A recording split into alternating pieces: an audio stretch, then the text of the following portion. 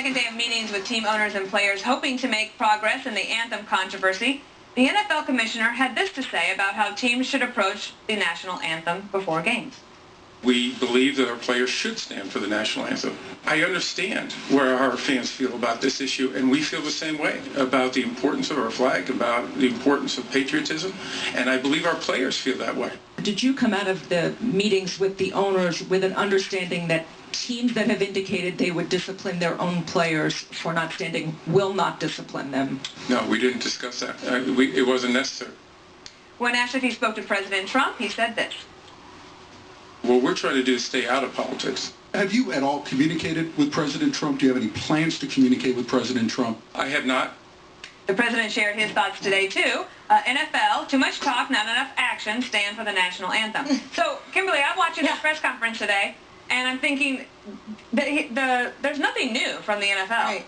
You know what I think, Dana? I think that President Trump, after he's done being president, is going to be commissioner of the NFL. I mean, could you imagine? Right. Yeah, interesting. But look, so they tried to massage this a little bit with the public perception to show, like, okay, we're doing something, we're having meetings about meetings to try to work this out. Basically, they're going to have to, like, run out the clock on this, which is try to find a way to get out through the rest of this, season. People not airing the anthem so that it takes away the whole, mystery of it. I don't know. They could offer to them to maybe kneel during the coin toss. They want to do that. Yeah, sure. Why not? I don't know. Pick another spot and try to move it along. Juan, what do you think?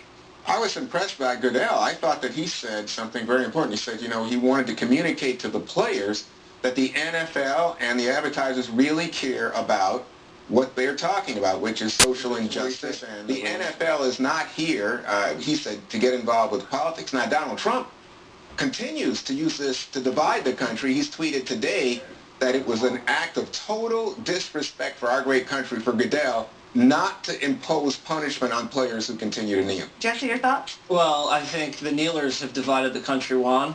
And I think the country supports the president on this issue. Nope. The NFL is like the UN. They have a lot of meetings, but nothing ever gets accomplished. I'm afraid to criticize Goodell too much because he seems a little vengeful, and I want to still go to the Super Bowl party in New York.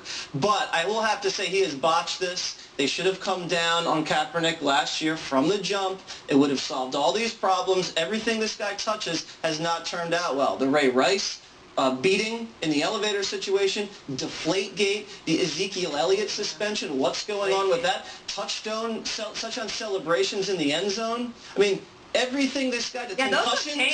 I gotta say, touchdown dancing in the end zone seems pretty tame. I mean, let him dance. I don't even know what a catch is in the NFL. Where do you come down? Well, before Greg jumps in, can I just quickly say something? I have to get out in 30 seconds, Okay, so let's go right get ahead. quick to the time. The protest is only catching on with people who are scared of dismissing it. They're afraid of being seen as racist or whatever, or insensitive to social injustice. Tell me the difference between social injustice and injustice. You can't. All right. I listen to the legend, the Professor Walter Williams. Juan, you know him well.